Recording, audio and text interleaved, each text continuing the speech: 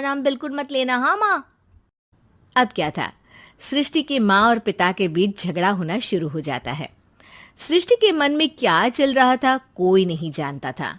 एक दिन, माँ, सृष्टि के लिए एक लड़का देखा है। वो लोग शाम को उसे देखने आने वाले हैं। और हाँ माँ, एक खुशखबरी, मैं और पापा मिलकर एक नया बिजनेस ट्राई कर रहे हैं। शाम को लड़का आता है, सांवले रंग का। सृष्टि को तो बिल्कुल भी पसंद नहीं आता। लड़की की माँ कहती है, लड़की का चेहरा तो कोई खास नहीं, लेकिन अगर मेरे बेटे को आप लोग सेटल कर दें तो मैं उसकी शादी आपकी बेटी से करवा दूं। सृष्टि को लड़का बिल्कुल पसंद नहीं था। उसे भाई पर गुस्सा आ जाता है। लड़के वालों के जाने के बाद कहती है, माँ देखा, शीनू मेरे लिए कैसा लड़का लेकर आया, न दिखाने लायक न सुनने लायक, सेटल भी नहीं, वो भी हम करे। अरे माँ, मैं जानती हूँ ये मेरी शादी किसी भी घर में क्यों करवाना चाहता है। अरे, कैसी बात कर रही है बहन? तूने तो देखा ना, लड़के को मैंने ही मना कर दिया तुझसे शादी के लिए। जिसने लड़का बताया था उसने उसकी बहुत तारीफ की थी। बात आई गई हो जाती है, लेकिन सृष्टि का मन शांत नहीं होता। क्या करूं, कुछ समझ में नहीं आ रहा। मेरी शादी हो गई तो ये लोग पूरी प्रॉपर्टी शीनू के नाम कर देंगे, मेरे हाथ तो कुछ लगेगा ही नहीं।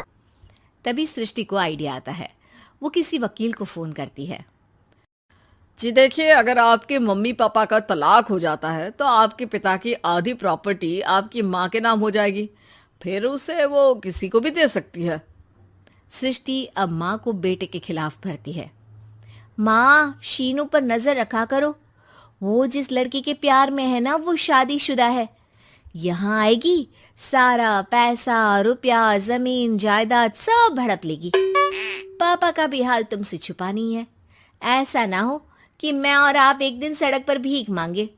हे भगवान, मैं तो जीते जी मर जाऊंगी अगर ऐसा हो गया तो। ऐसा हो गया नहीं माँ, ऐसा ही होगा। अभी समय है, आगे का सोच लो। मैं तो कहती हूँ पापा से आधी प्रॉपर्टी लेकर अलग हो जाओ। पापा की आधी प्रॉपर्टी भी हम लोगों को अगर मिल जाती है ना तो अगले 7 जन्म सफल समझो।